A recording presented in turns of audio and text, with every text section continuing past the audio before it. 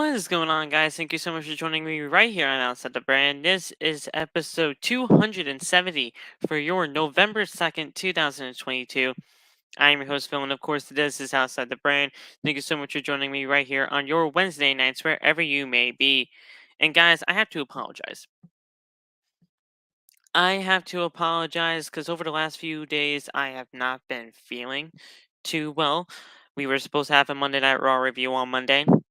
That did not take place. We were supposed to have a Tuesday's talk last night. That did not take place.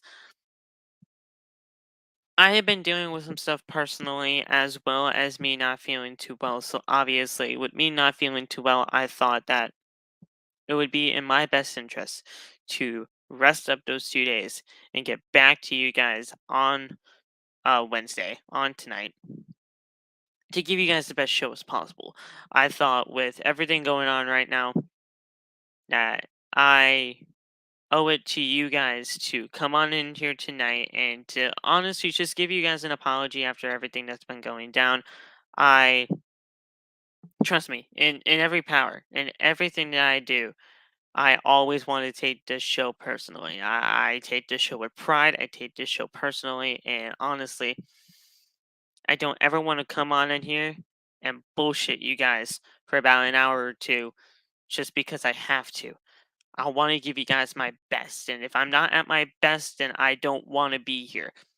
You guys are the reason why I am here on Outside the Brand. So if I don't give you guys my best, I feel like I am letting you down. So with me not feeling too well over the last couple of days, I thought that, I would just be letting you guys down if I just came on in here randomly and just spewed random stuff on the internet for you guys to somewhat enjoy. I don't like that. I feel like if I'm not at 100%, the show really shouldn't happen. So I took it in myself to not do the shows on Monday and Tuesday. I will be doing an episode tomorrow for you guys for some news updates and all that stuff like that. And then we will be doing AEW Rampage and Friday Night SmackDown. That's right. I'll be doing AEW Rampage with the Friday Night SmackDown post show because of a huge match that is going to be taking place on Rampage, and hopefully then we will, get back into doing some things.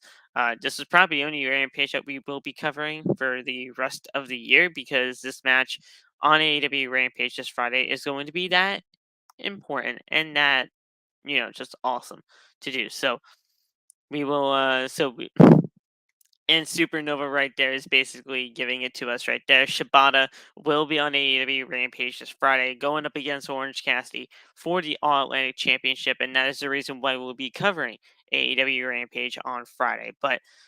Um, but guys, yeah, I wanted to come back tonight. I wanted to do it right. I wanted to tell you guys personally, and I wanted to give you guys an apology for not showing up on Monday, not showing up last night for Tuesday's talk. It wasn't anything personal. I just wasn't feeling too well, and I feel like I need to be at my best here to do the shows that you guys are owed. So I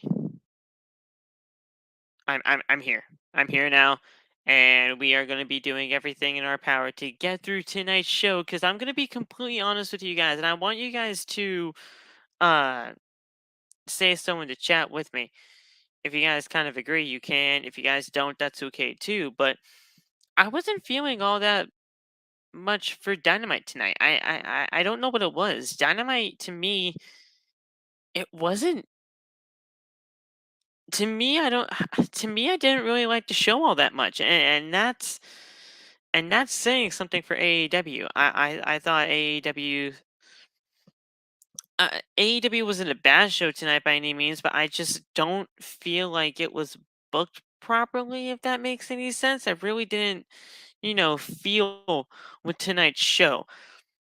I thought the matches were pretty cool. I thought everything when it comes to the in-ring action was pretty okay. It's just I don't know. Tonight's show just did not feel right with me, and it was just a weird show. I Jeff Jarrett was here. Even though I honestly did not mind that pairing with him and Jay Lethal. Um, Colt Cabana was the former Ring of Honor champion that Chris Jericho fought. I thought they could have done way better than that. Um, and I don't know, these big surprises that Tony Khan promised us tonight weren't really all that big, except for the Shibata appearance. It just felt like I'm gonna say it, it felt like a Bruce Pritchard ran show. It felt like they hired Bruce Pritchard to book the show tonight. Nothing was really booked for Full Gear, which shocks the hell out of me. They didn't really do any type of build for Full Gear tonight, and it just felt very flat. There wasn't really much to go on, and I am shocked that I'm even talking about AEW in that way. And by the way, if you guys saw all the hoopla over the TBS Championship match between Jade Cargill and Marina Shafir, um, if you guys don't know, there was some kind of controversy going on with a wrestling podcaster and the AEW women's locker room with Jade Cargill going up against Marina Shafir for the TBS Championship. If you guys know, you know, I'm not going to be going into full detail on that because I actually know this guy and I, want to keep it all private and everything like that because it was all settled. But if you guys all know all the hoopla that happened over the weekend when it comes to that championship match, heading into tonight, there was a lot of hype for that match, and they were basic. There was basically some words in there saying that if this match was not an Adam Cole uh, Takeover Classic, an Adam Cole Johnny Gargano Takeover Classic, I think were the right wordings. Then there were going to be some things going on with the with that show, and that show is actually going on right now. But um, yes, Tony. Um, that is the situation that that we are talking about. But listen, I'm gonna be completely fair and honest with you guys here, just like usually he is on his show. Yeah, that match shat the bed. That match was disgusting, and I really don't understand how you honestly book a segment like that. You I am a proponent for women's wrestling. I love women's professional wrestling. I think women's wrestling is something that we can all enjoy. I mean, just look at what Triple H has done with the women's revolution over there in NXT when it was black and gold and they did the whole thing. And the women's revolution in WWE under Triple H, it's a huge thing. And women's wrestling can sell, right? But in AEW, women's wrestling just does not matter, and that sucks. That really just sucks. The TBS Championship tonight looked like a freaking joke, and with Nala Rose parading around with it when she isn't. Excuse me, I'm still not feeling too well. When she isn't really the TBS World Champion. Jade Cargill defeating Marina Shafir in a worthless match for the championship that she retained but still doesn't have possession of. It just seems like a freaking joke to me, and I don't understand why we are getting into stuff like this. Tony Khan, and I like Tony. I really do. I think Tony Khan he gets a lot of bad rep, and honestly, some of it's deserved. I will get to that part, but um Tony Khan, I just feel like doesn't really care about women's professional wrestling, and that sucks because he has a great women's locker room back there. He has a great women's division, people that can carry that division for the future, and people that can carry it into the now. But it just doesn't get booked in that way, and that's what's really frustrating to not only me but to the rest of the AEW fan base, to the rest of professional wrestling's fan base. They don't care. about women's professional wrestling. And that is what's bringing all these segments down. That is what's bringing these championships down. That is what's making these championships not look important. The women's championship, the AEW Women's World Championship, does not even look important on Tony Storm. And I think now that Tony Storm will be defending that championship against uh, Jamie Hayter, I don't see Tony Storm really standing a chance, especially with how hot Jamie Hayter has been. If Jamie Hayter won the Women's World Championship right now at AEW Full Gear, which is confirmed for the show, I would not be shocked in the slightest. And honestly, I kind of want it to happen. Jamie Hayter is on a hot streak right now. And if you're not capitalizing on that hot streak, you are legitimately missing on a future piece of the company for years to come. And, and that's just what's going to happen. The TBS Championship is looking like a complete joke right now. Jade Cargill's 41-0, and it doesn't even feel all that important. It hasn't felt important in quite some time. And when you have a match like that, when Nala Rose parading on the ramp with the TBS Championship, it just makes it look like a joke. And you can't really blame me for shitting all over the match, and I will be shitting all over the match when we get there. I it, it was just a disgusting display of women's professional wrestling, and I just really don't care. I don't care about it. Um, uh, I don't know about you guys. I don't know how you guys feel about it, but that TBS Championship match was not good in the slightest, and honestly, it should not even been booked on the show. So, exactly, exactly, Supernova, exactly. I just really don't understand the reasoning why they do it like that, and I just wasn't impressed. I wasn't impressed.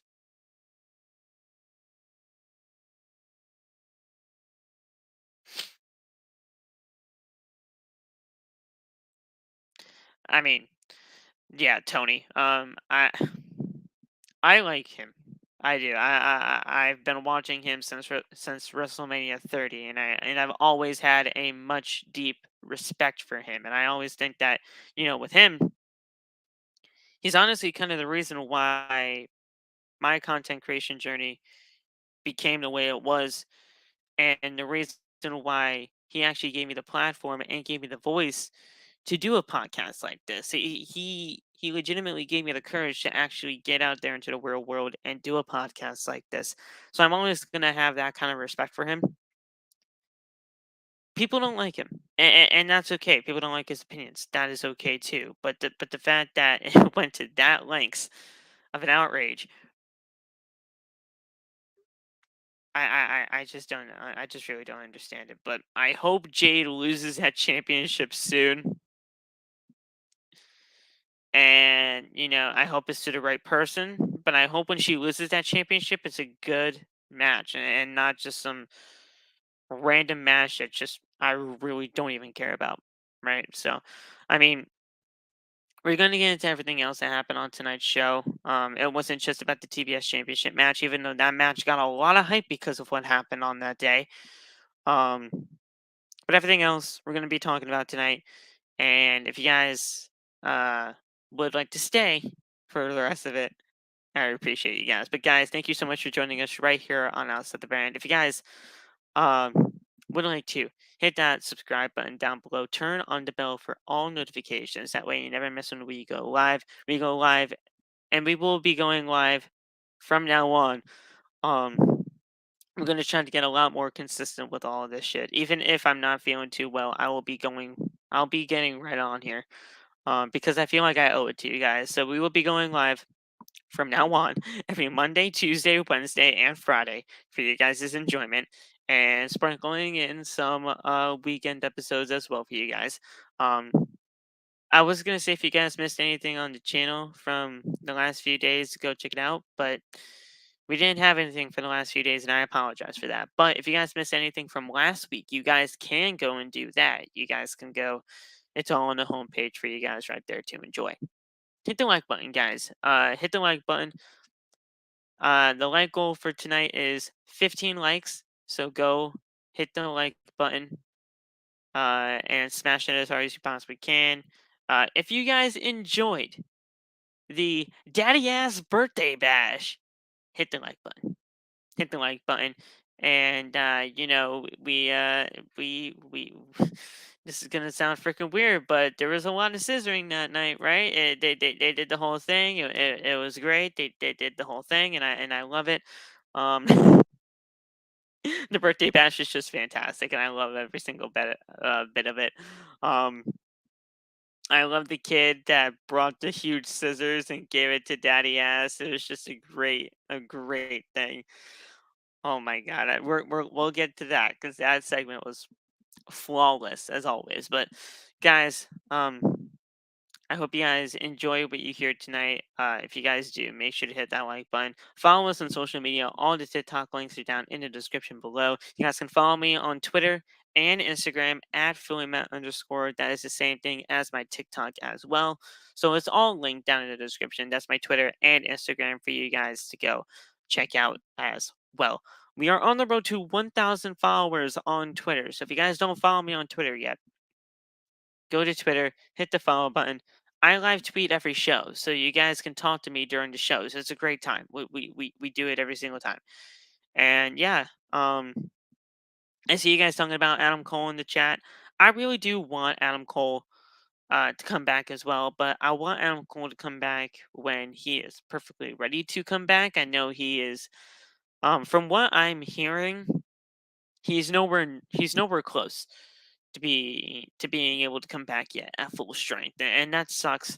After everything that he's been going through, after everything that after everything that he went through just to get to AEW, and now with these injuries that he's just been sustaining, it sucks that he's just on the sidelines waiting just to come back. But I hope he gets back, and I hope he gets back very, very soon. What's going on, Terrence? I hope you enjoyed AEW Dynamite tonight. I had a birthday bash.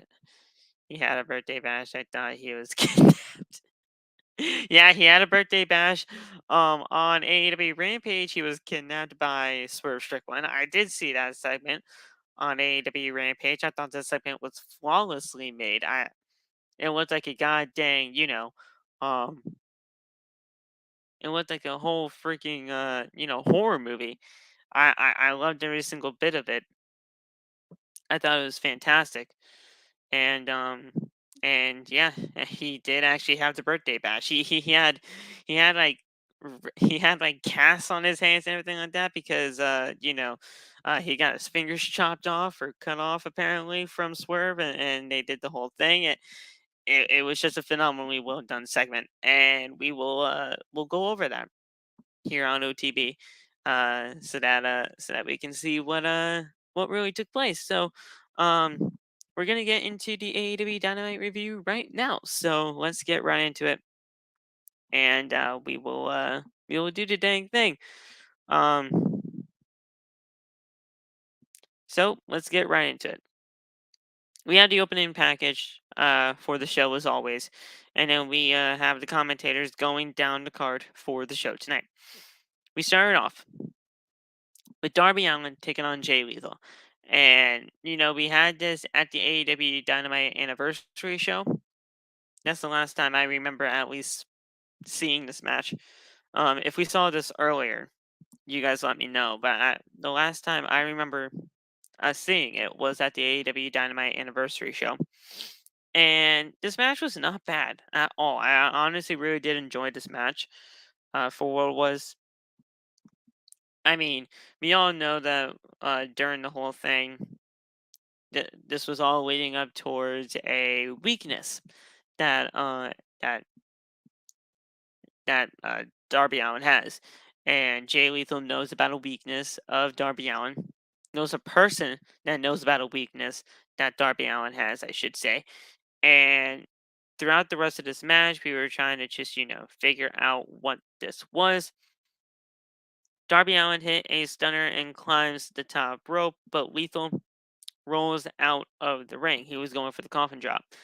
Darby goes for a suicide dive on Satnam Singh, but he bounces off Satnam without doing any damage whatsoever. He bounced off him like he just he completely died. It bounced off him like he was just complete death, and it was just fantastic. The referee ejects Satnam, Singh, and Sonjay Dutt from the ringside area. A mysterious figure dressed in a Sting mask and, just Sting attire, uh, attacked Darby with a baseball bat and sends him into the ring. Lethal then hit a lethal injection for the win, and uh, Lethal picked up the victory there. After the match, the mysterious figure reveals himself to be Colt Carter. Cole Carter, from the factory, I believe. Uh, and they attack Darby in a 4-on-1 attack. Sting's music then plays, and we all thought Sting was coming out to even the odds or at least assist Darby in everything that was happening here. But then it turns out to be Jeff fucking Jarrett. He appears and hits Darby with a guitar. Now, if you guys don't know, people were asking me on Twitter earlier on when all this was happening. People were still thinking that Jeff Jarrett still works with WWE. He was WWE's live event, not planner, but live event advisor or something of that nature. But he got fired. He got fired from WWE, and not even, like a few months later down the line, he is now here in AEW, and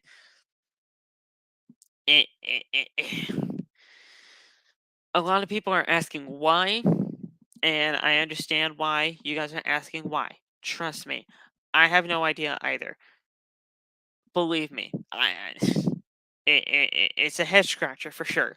That's the reason why Tony Khan would just allow Jeff Jarrett, of all people, come here to AEW and just do his thing. But that being said, I am not mad at the pairing with Jeff Jarrett, Jay Lethal, Satnam, and Sonjay Dutt. I'm not mad at it. I'm not. I'm not mad at the pairing at all. I think the pairing actually kind of works. I don't know why. I don't know why I don't like it, but I really don't. I don't know why I don't really just hate it all too much, but I hate it, but I don't. I feel like it's a good pairing, but I don't understand why he's here. If that makes any sense at all. If that makes any sense at all, I highly doubt that does. But I don't understand why he's here, and I really don't want him to be here. But if he is here and if he's doing something, I'd rather have it be with somebody like a Jay Lethal, who he has a ton of experience with inside and outside the ring, and just that whole thing. Then it just randomly be here as like some backstage personality. I don't know. I don't know how I'm supposed to feel about this. I don't like it, but I don't hate it at the same time. It's just a very weird feeling for me. But overall, does Jeff Jarrett need to be here in AEW? Hell no. The guy doesn't need to do anything in AEW. Honestly, it would be better off if he wasn't here. Period. But he's here now. I don't know why, but he is here. So, he's here. He gets on the mic and he says that Darby just got a lesson from the last outlaw. He said that the lesson is whatever he worships is going to be his next weakness. He then calls Sting Darby's weakness. He then says that he has a message for the entire roster, for everyone, but mostly the message is for the delusional fan base. He stated his family got into the wrestling business. He stated for 3 generations, he's left an impact wherever he went. And he definitely did. He also mentioned that his family's fingerprints are all over AEW, and after he is done with this place, there will be body bags. I mean, we all know what Jeff Jarrett did to TNA. He honestly ruined the goddamn promotion. So hopefully that's not what he is trying to do with AEW. I really hope not. And then again, stranger things have happened in the world of professional wrestling. So we'll see. I got no idea. So up next, Jon Moxley. He is backstage and he states that he starts by saying that he loves the energy in Baltimore. He then says that Lee Moriarty has a chance to change his fortunes. All he has to do is rely on his in-ring ability. He then says that Lee isn't violent enough to be in the Blackpool Combat Club, but he is going to teach him a lesson tonight to dig down deep. He then says that the only way out is through Moxley. He further stated that he wants Lee to be nasty and violent tonight. We then had an AEW World Championship Eliminator match with Jon Moxley and Lee Moriarty. Lee Johnson joined the factory. Okay, cool. I mean, Lee Johnson. I think. Do you mean Lee Moriarty? Because yeah, Lee Moriarty. No, Lee Moriarty is part of the firm.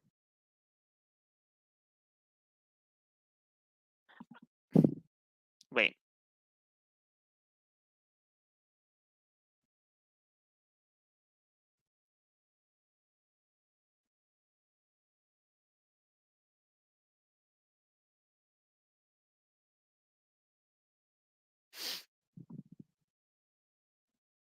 QT Marshall, Aaron Solo, Nick Camarado, and Anthony Ogogo. Those are the members of the factory.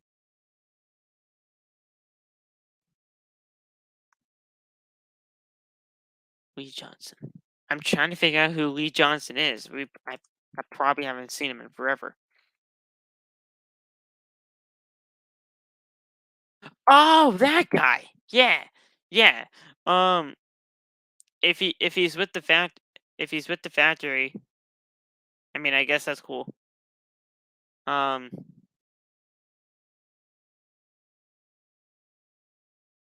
mean, I thought he was a part of the Nightmare family with Dusty. Well, no, not Dusty. No, he left in May of 2022. Yeah, if he is with the factory, then that's cool. I guess I don't know. Oh, he helped QT on Dark. Yeah, I don't watch Dark, so if he joined there, I would have never seen it. So yeah, I mean, no, I guess that's cool. The factory doesn't really show up on AEW all that often, but I mean, I guess there you go.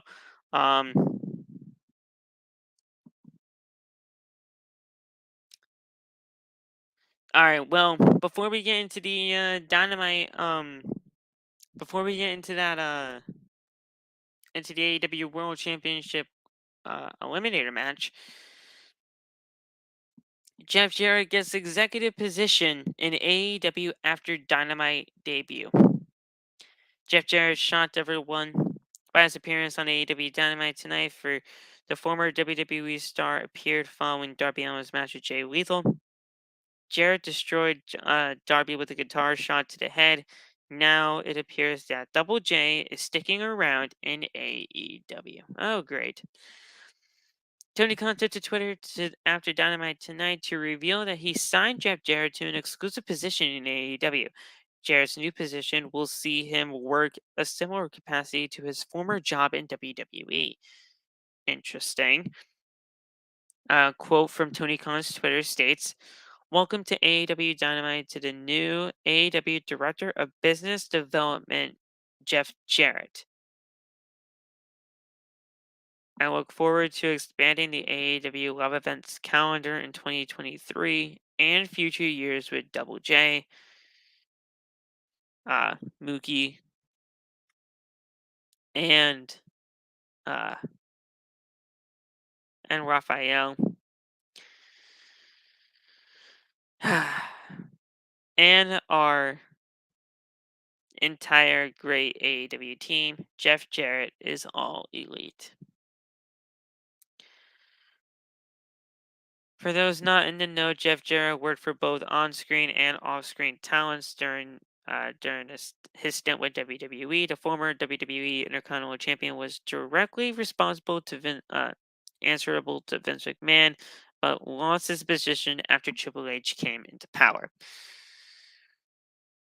Jeff Jarrett proved himself as a capable official during his time at WWE and will certainly work to improve AEW's live events experience. Keep reading the Ringside News for more. All right, so Jeff Jarrett is officially all elite, and he is now an executive in AEW. There we go. So, there we go. I mean, good for him. He's basically doing the exact same thing that he did in WWE before he got fired under the Triple H regime. We'll see what he does in AEW. We'll see. The AEW World Championship Eliminator match, Jon Moxley versus Lee Moriarty. This was really a nothing match, but it wasn't bad by any means. Moxley stomps Lee Moriarty's face and then goes for the Death Rider.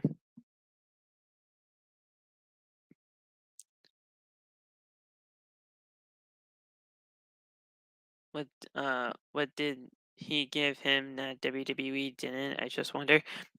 I don't know. I mean, he had an on-screen role tonight, and now he is basically the exact same position that he was in WWE, but in AEW. I don't know. I mean, that's a real good question there. What did AEW give him that WWE didn't? I don't know. I mean, Triple H did fire him. I mean, I mean that was true. That was legitimately one of the first moves that Triple H made under his new regime. Is just to get rid of Jeff Jarrett and the rest of Vince's people. I don't know, but now he's in AEW doing the exact same thing he did in WWE. We'll see where things go from there. But Moxley, he stomped on Lee Moriarty's face and then goes for a Death Rider but gets countered by Lee. Moxley then hits a cutter for a 2 count. Lee with elbow strikes, but Moxley no-sells it before slapping him around before he hits a German suplex and an armbar. Lee then rolls into a Border City stretch. Lee then attacks the back of the head before going back to the same submission.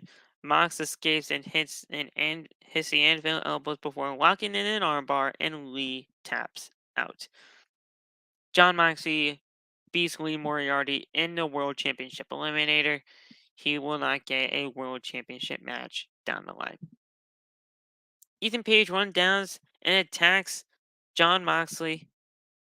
And yeah, they just have a 2-on-1 assault before Regal could get back in there, and they retreat.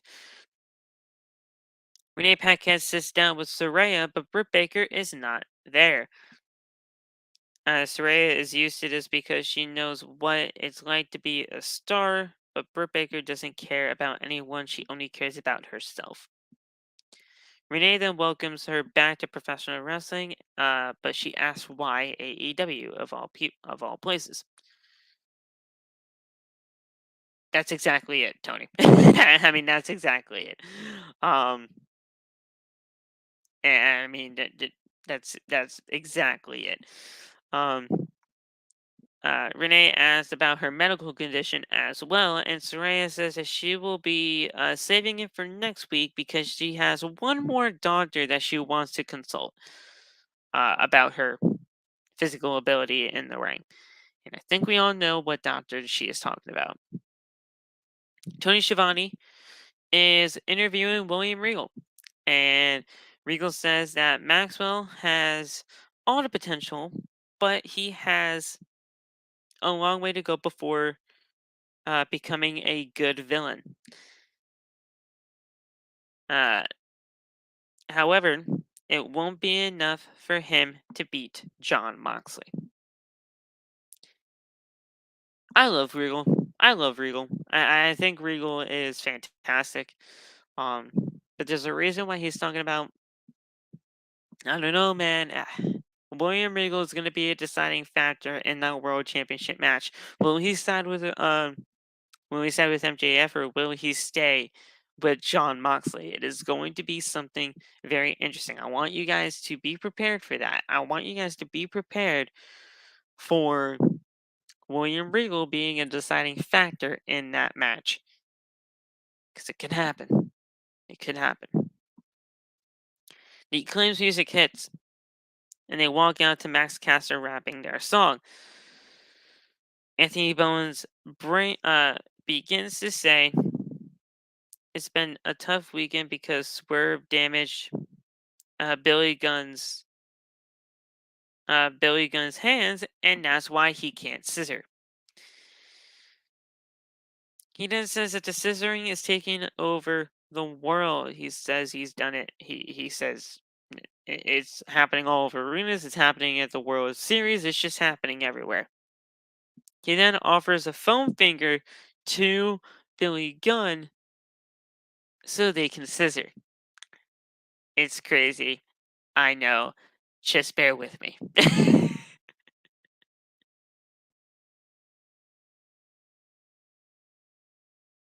That's exactly where I was going with that too, Tony. That's exactly where I was going with that. But yeah, they gave him a foam finger so they can scissor. Just bear with me, guys. I know it's just weird to even talk about it in that way. But oh my god. Um, he then grabs a fan-made scissors from the crowd and offers it to Billy Gunn and wishes him a happy birthday. Bowen says that they aren't done. He then says that Billy has accomplished a lot in the business. He invited some of his friends to come on over, but they were kind of upset with him that he didn't come to the reunion, and that was a little bit of a reference to obviously the DX reunion that happened on the Monday Night Raw. And in that, Billy Gunn did a suck it to basically commemorate that. Two of them canceled last minute, and the rest were just really upset that he didn't get to come to the reunion. So I thought that was a pretty cool, little jab there. It wasn't even really a jab; it was just kind of, just having fun with it all. I loved it.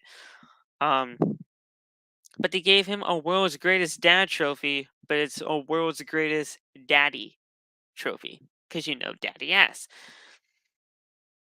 Bones then says that there is one more surprise left.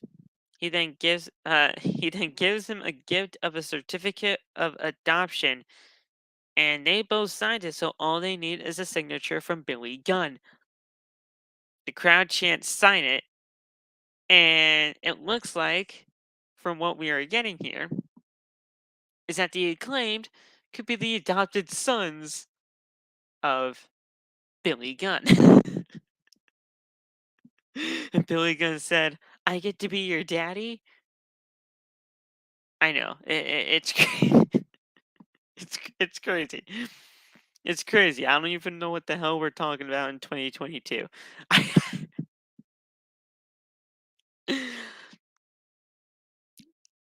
I, I I don't know. I don't know. Um, so the Gun Club, Austin and Colton Gunn, Billy Gunn's real sons, they interrupt and they say that the invitation got lost in the mail. They say that even though they didn't get invited, they got him a gift, and Morrissey shows up and attacks Billy Gunn from behind. He also attacks the Acclaimed. The Gun Club and W. Morrissey then continue to attack them before FTR's music plays and they come out to save the Acclaimed and Billy Gunn.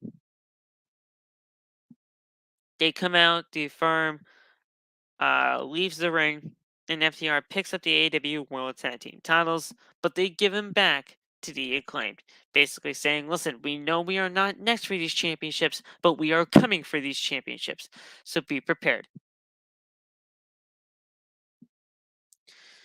Tony Schiavone then interviews Britt Baker. Britt says that they are a victim of a conspiracy, and it's been for far too long. Hayter says that she just wants to wrestle, and so does Britt Baker. So they want to find a random tag team to face them on Friday for AEW Rampage. There you go. We then had the Ring of Honor World Championship on the line as Chris Jericho took on a former Ring of Honor champion. Now, to me, the advertisement said a former Ring of Honor World Champion. Or at least that's what I thought. I thought when they were advertising this, they were making it to be a former Ring of Honor World Champion. That's what everybody was going into this as. Chris Jericho defending the world title against a former Ring of Honor World Champion. Then all of a sudden, Jericho comes on in, he does this promo, and he says, listen, I don't even care if it's a Ring of Honor World Champion. I don't care if it's a former Ring of Honor TV Champion. I don't care if it's a former Ring of Honor Pure Champion, Six-Man Champion, Tag Team Champion, hell, even Women's Champion. I don't care. Just put me in a ring with a former Ring of Honor Champion, and let's get this thing over with. We got Colt Cabana.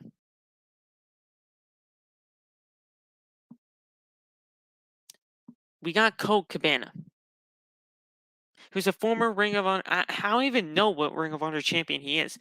Let me look him up.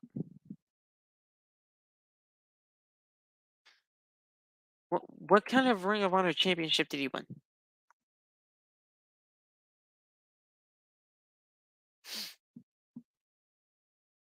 What kind of Ring of Honor championship has he won? Let's see. He's a former Ring of Honor Tag Team Champion. Oh, what? Oh, and that just makes it better. He's a former two-time Ring of Honor World Tag Team Champion with CM Punk. Great.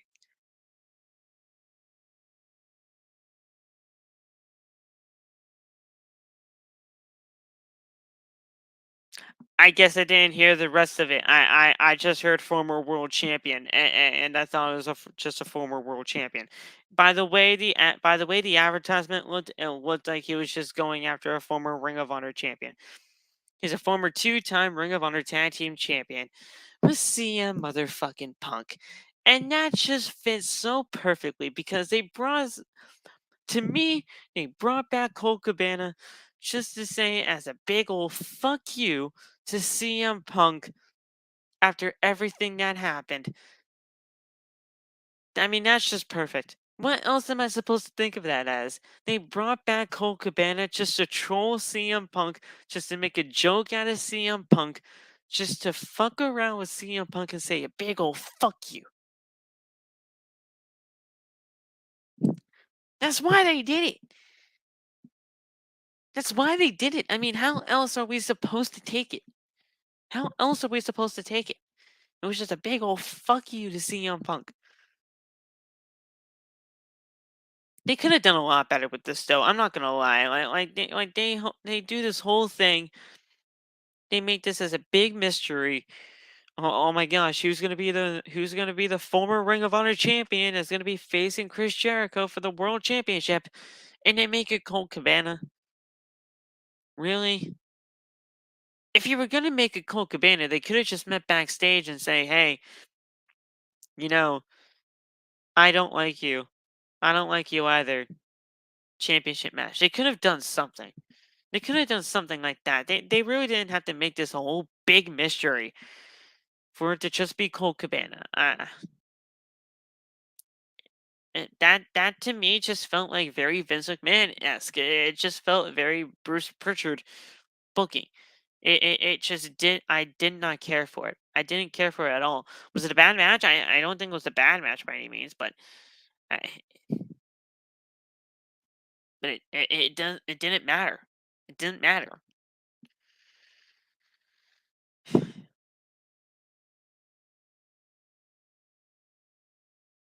Oh yeah, I mean I saw the whole report of Jericho calling Punk cancer, and that's 100% correct. But and then obviously this week it's just Colt Cabana, just another big fuck you. I, I just they could have done a lot better. They could have done a lot better with this instead of just making this a whole big mystery. They make a Colt Cabana. I just really didn't. I didn't care about it. I just really didn't care. Um, Cabana, he hit a splash cover for a 1-2 and a kick out. The climb to the top rope, but is stopped by Jericho. Jericho then uh, picks him up on his shoulder, and he rolls him up 1-2 and a kick out. Jericho then attempts to waltz to Jericho, but Cabana escapes. Jericho then goes for a Judas effect elbow, but Cabana ducks and locks in the Billy Goat's curse. Cabana then goes for a Superman pin, but Hager then stops the pinfall. He then goes for the flying apple, and when he comes off the ropes, Jericho hit him with a code breaker for the win, 1, 2, 3, and that was it. And it definitely felt like a Jericho idea. I mean, after Jericho calling Punk a cancer, you put him in a ring with Colt Cabana, one of CM Punk's biggest rivals now. After everything that happened on the Colt Cabana podcast, I mean, it makes sense now after everything that kind of came out, but Jesus Christ, I mean, you could have done something better. I don't know. I just didn't really care for it. I didn't really care for it, but after everything that the reports came out to be, it does make sense to have Colt Cabana be there. But then again, it's just a big old fuck you. I mean, that's all it really was.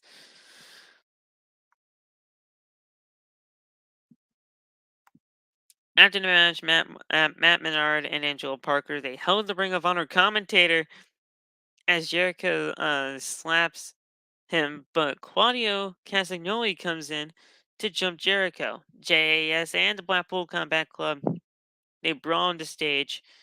Officials came out to separate them. Um,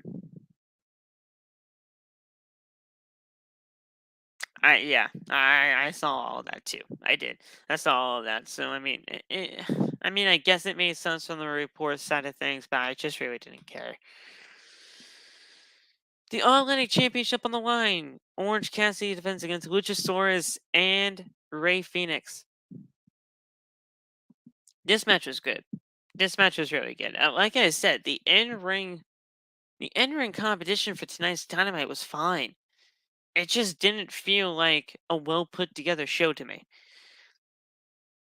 Luchasaurus attacked Cassidy on the entrance ramp. Cassidy then goes for the orange punch, but he was caught by Luchasaurus. Jungle Boy then attacks Luchasaurus from behind with a steel chair.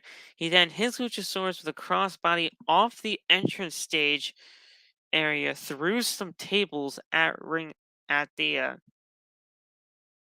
at the side of the stage. Pat then comes out and hands a hammer to Ray Phoenix, but Ray throws the hammer away. Cassian rolls him up, countered by Phoenix. Cassian then hits an orange punch for the win, 1, 2, 3. And we still have Orange Cassidy as the All Atlantic Champion. After the match, Pac then attacks Orange Cassidy. Then he takes the hammer, and before he was about to hit Orange with the hammer,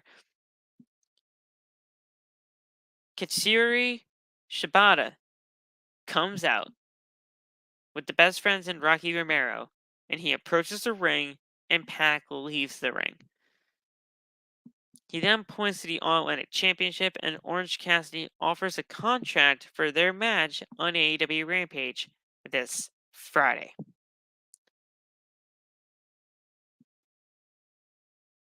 I'm watching AEW Rampage on Friday just for that match alone. Just for that match alone. I might only watch it for that match, period. And that's it.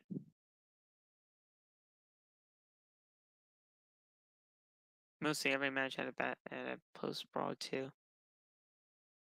You know what? You're actually kind of right. Wow. I didn't even think about that, but yeah, you're kind of right in that, Tony. Wow. Um, but yeah, I'm really only watching AEW Rampage for that match alone, and honestly, I really don't care about the rest of it. I really don't. AEW Rampage doesn't really matter all that much, and also, I mean, after that match, to me, I could care less what happens the rest of the hour for AEW Rampage. To be completely fair with y'all. But that match should be fantastic. Shibata versus Cassidy for the All Atlantic Championship in Atlantic City. It should be great.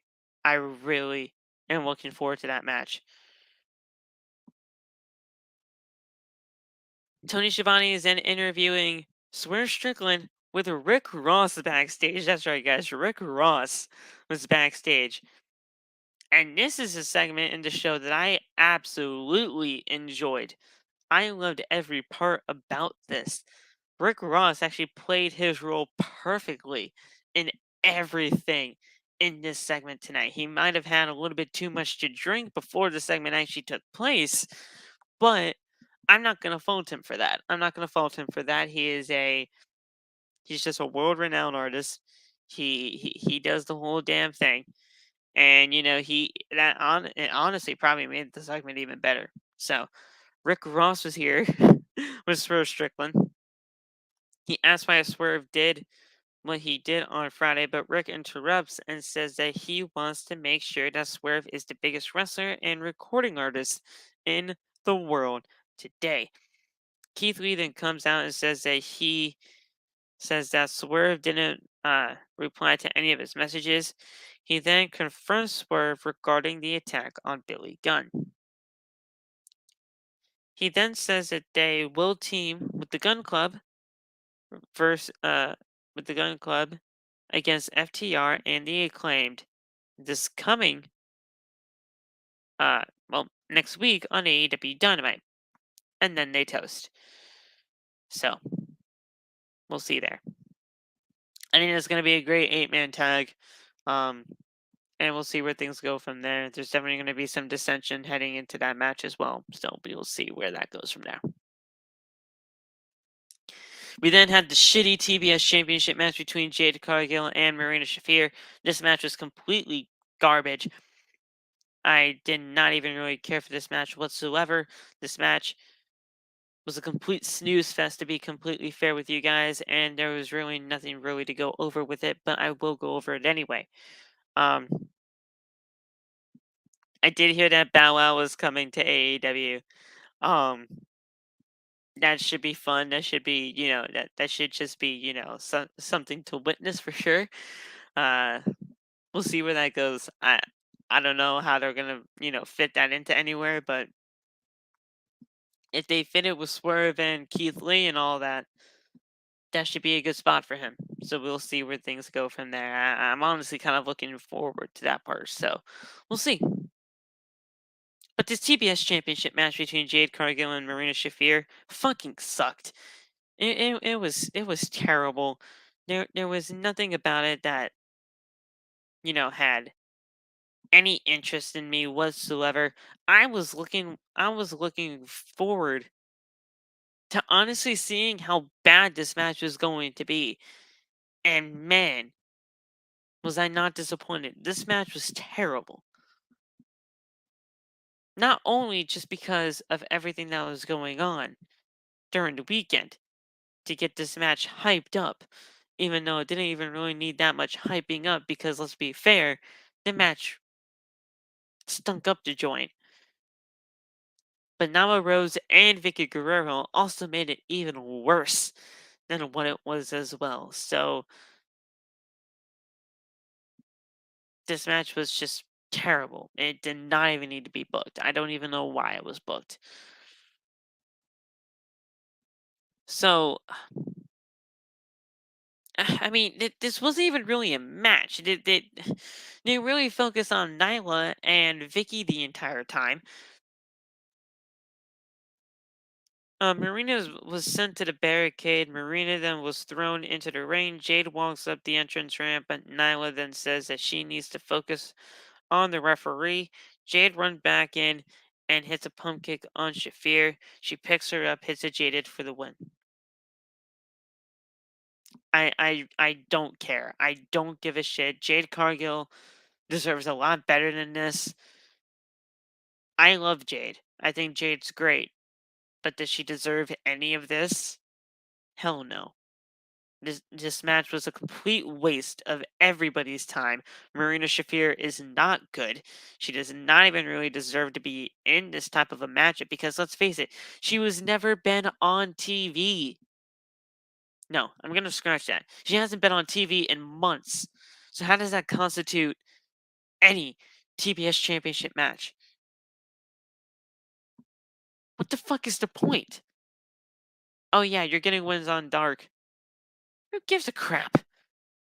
Who gives a crap? You don't. It doesn't. Dark doesn't mean shit to anybody.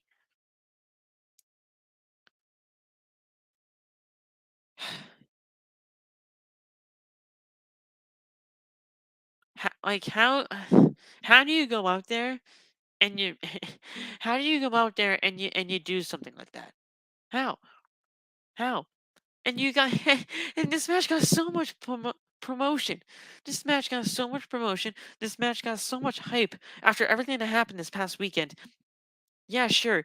It it got blown up to proportions that it did not even need to be blown up to. But holy shit, that entire thing. I mean, to be completely fair, after everything that was supposed to happen this weekend, after everything that happened this weekend, I thought they would have went to Tony Khan and are like, "Listen, this happened this weekend. We're sorry that it kind of went to that far. It kind of went to that extent, but we have to show them, and we have to show them that we actually care about this women's division. We actually have to go out there and perform like nobody's ever performed in this division before. We have to go out there and we have to kill it." If anything, that should have been a fucking wake up call to say, hey, listen, we need to prove to everybody as a part of the AEW fan base that the AEW women's locker room can be something. And they go out there and they do something like that. They make it look like a fucking joke. And they were ultimately proven and that situation was ultimately proven right. The women's locker room just does not care. No, I shouldn't say that. I should not say that. Don't take that out of context. The women's locker room cares. I think the women's locker room does care. At the end of the day, I do think that they care, and I do think that they want to actually be out there in front of the fans and professionally wrestle. But the people that don't care are the people that don't give the women enough time to get them out there to do what they are needed to do. If Tony Khan does not give them enough time, enough preparation, and enough proper time to actually do what they want to do, how could they actually show us what they can do?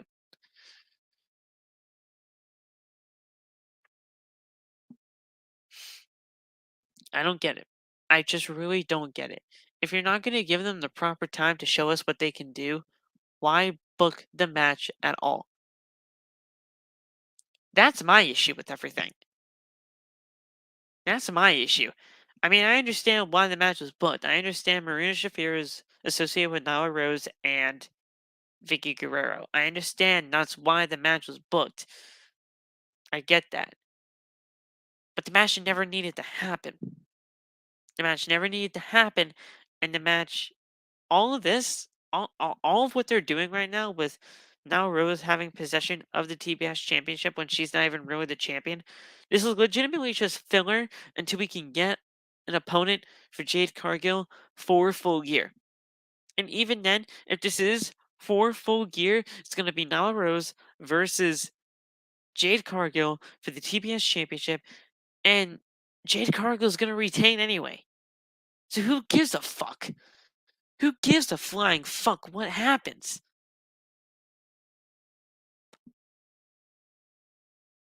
I don't care. I don't care.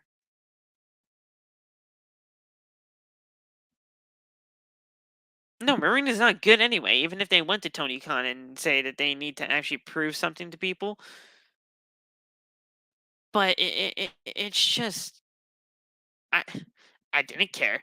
I thought they could have, done something to make to prove us all wrong at the end of the day, and they didn't.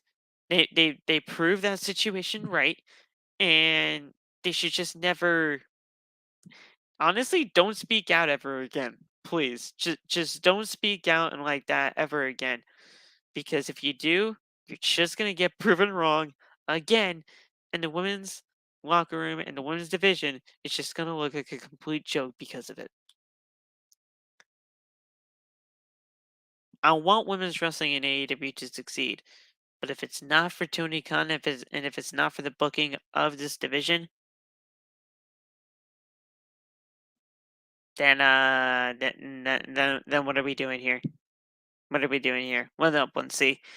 Um, yeah, that TBS Championship match was it completely shot to bed. It should have never been on the show. What are we talking about right now? That terrible TBS Championship match that happened tonight on the show. That TBS Championship match that completely sucked up the joint. After the match, Kira Hogan then tried to grab the TBS Championship from Nyla, but she ran off with the championship, and they still don't have the title in possession. So there we go. The Ring of Honor World Television Championship was the main event of the show tonight. Samoa Joe took on Brian Cage, and this match was fucking fantastic. I loved everything about this match. Um, that's an understatement. Uh, that's an understatement, Sean. Um, women's AEW women's wrestling is not utilized properly. That's an understatement of the freaking century right there. Women's wrestling just it's not even cared about in AEW. It's not even cared about, let alone being underutilized. AEW just doesn't care about women's wrestling, and that's sad. But what they do care about, though, apparently is Ring of Honor, because a lot of Ring of Honor bullshit happened tonight, and we had a main event for the Ring of Honor Television Championship. Um,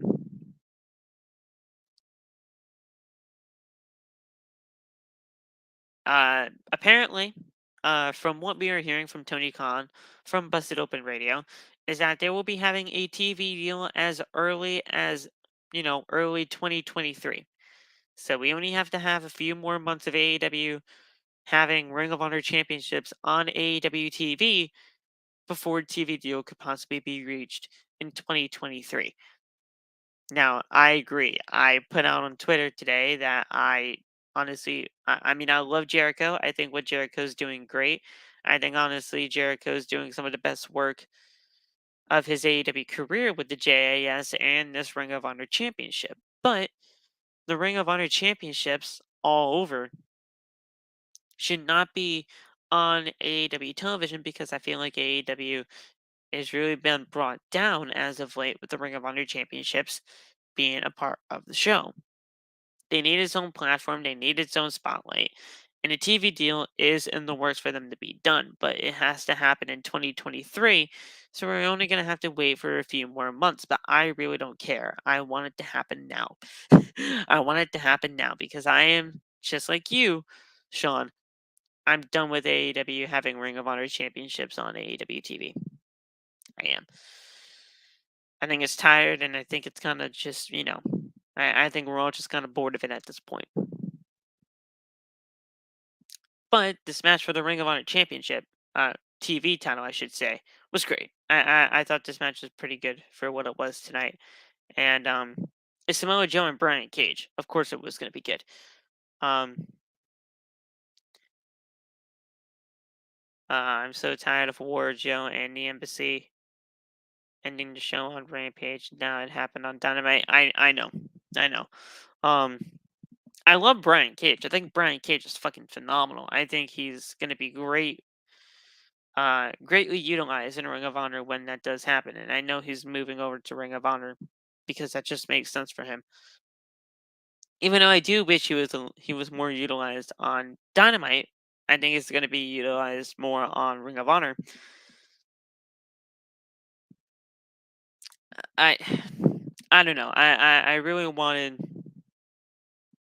wanted better for Brian Cage. Brian Cage and I have actually talked in the past on Twitter about all of this stuff, and he's happy to do whatever he can for AEW and for Ring of Honor. It's just wherever they need him to be.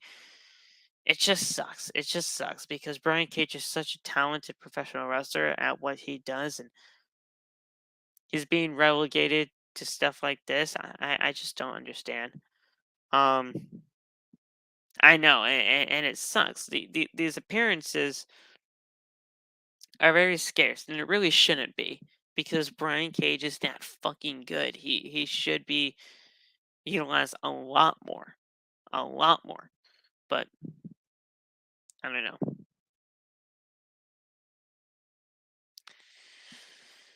But we had the Ring of Honor World Television Championship on the line tonight in the main event as Joe he fights back with chops, but is knocked out of the ring with an elbow strike. He then hits a diving plancha onto Joe. Does Brian Cage. Cage then sends Joe back into the ring and poses in the ring. Joe then hits an atomic drop, a kick, and a senton cover for a 2 count. Power slam by Joe, cover for another 2 count. Brian Cage then fights back with a jumping knee and a super kick, followed by a tiger feint kick and an elbow dive from the top rope for a 2 count. Looked fucking great. The speed of this guy is insane. I love Brian Cage. Cajun hits a pump handle slam, cover for a 2 count. Cajun hits an Olympic slam, followed by a discus lariat for a 2 count. Cajun picks up Joe, but escapes, and they do a coquina clutch for a tap out victory. And Samoa Joe retains the Ring of Honor World TV title. The Embassy then attacked Joe after the match. Wardlow then comes out, the TNT champion comes out, and the Embassy they flee. They run out of the ring. Powerhouse Hobbs then appears and attacks Wardlow from behind with a spine buster, and then he holds up the TNT championship. And this ends AEW Dynamite as it goes to black, as it fades to black. First of all, I do have to say, after the match with Powerhouse Hobbs attacking Wardlow, I think that's a great spot for him. I think Powerhouse Hobbs and Wardlow for the TNT Championship, give me that. I fucking love that. I love Powerhouse Hobbs. I love Wardlow. I think honestly, what you do if this match does get confirmed for Full Gear, I think you give Powerhouse Hobbs the championship. I do. I love Wardlow. I think Wardlow's been. I mean, no, I'm not gonna lie to you guys. I don't really think he's held that TNT championship to any kind of light, to any kind of standard. Um, he should have been a way better TNT champion than what he is being presented as. But if you're gonna go all in with this whole Book of Hobbs thing that Hobbs has been doing as of late, you give him the TNT championship, and you give him that championship, you give him that gold, and you see where things go from here. I think Powerhouse Hobbs should win that championship come Full Gear. and we'll see where things go from there. But man, um, I don't know. I love Wardlow. I do. I think Wardlow's a great talent, and I think he's a future piece of AEW for sure. But he did not do that TNT Championship some justice. And the thing is, it's not even his fault. It's not even Wardlow's fault that the TNT Championship just does not look good with Wardlow. It's just the fact of the matter of poor booking and bad booking decisions, and just him not even really being featured on AEW television with the TNT Championship. You're a television champion, basically, and you're not putting him on television. That does not seem right to me. I don't know about you guys, but I would feel like a television like champion, like a Wardlow, should be featured on fucking television.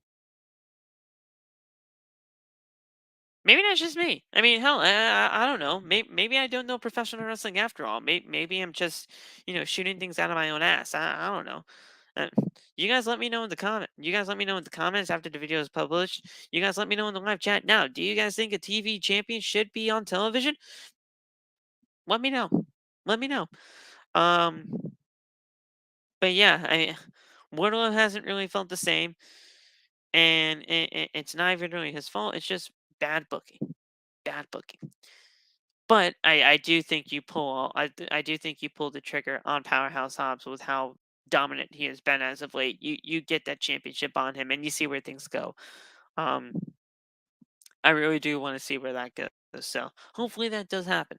But guys, that's gonna be doing it for AEW Dynamite's post show tonight. I had to update some things on the description side of things and on the title side, because as you can see, there's really no title. It's just outside the brand 270 AEW Dynamite 11 to 22 post show. Um, I gotta think of a title for tonight, but we will get that done and over with, and I'll update the description for things. But yeah, um, it's it was a good show tonight. Um, not really a good Dynamite tonight, but it was a good show here. I hope you guys enjoyed what you heard tonight. Um, Sean, that's a perfect idea. I want Mark Henry to do the same thing. If Mark Henry were to mentor Powerhouse Hobbs, because not only does Powerhouse Hobbs remind me so much of Mark, but if Mark Henry was used in that type of position, not only really as a mouthpiece, because I think Powerhouse Hobbs, I don't know. I don't know how Powerhouse Hobbs does on the mic. We haven't seen Powerhouse Hobbs on the mic all that much, so maybe that's a reason as to why. If Powerhouse Hobbs was like as like a mouthpiece for him, and basically as like a managerial position for Powerhouse Hobbs, I think that would be fantastic for him. Not only just because of the parallels and everything like that, but it's just a great mind to work under. I think that would be great too. Um, Are we going live during Crown Jewel Saturday? I don't think we're going live during Crown Jewel, but I do believe we will be having a Crown Jewel post show. Um, with Crown Jewel being like in the afternoon and everything like that, we are going to be able to do a prediction show for you guys. But after the show, I think we will be doing a Crown Jewel post show, so we will see come Saturday. But yeah, I mean, if we do, we'll let you guys know. If we don't, we will also let you guys know. Um, it's just, yeah. I mean, I really understand. I honestly, if you guys want my personal opinion, Crown Jewel shouldn't even be happening after all the reports that came out today. Um, or at least the last few days. That's happening right now. I really don't think it should be happening, but apparently it's still going on, and we'll see where things go from there. I just want the wrestlers to be safe, just like Sean. Um, so we'll see. Um, Hopefully everything goes well. But we'll see. Thank you guys so much for joining me right here on Wednesday nights for the AEW Dynamite post show. If you guys enjoyed what you heard, make sure to hit the like button as hard as you possibly can before you go on your way for tonight. I hope you guys enjoyed what you heard. Thank you guys so much for joining me, and I'll talk to you guys Friday. I'll talk to you guys Friday for the Friday Night SmackDown and AEW Rampage post show review. Talk to you guys soon, guys. Peace.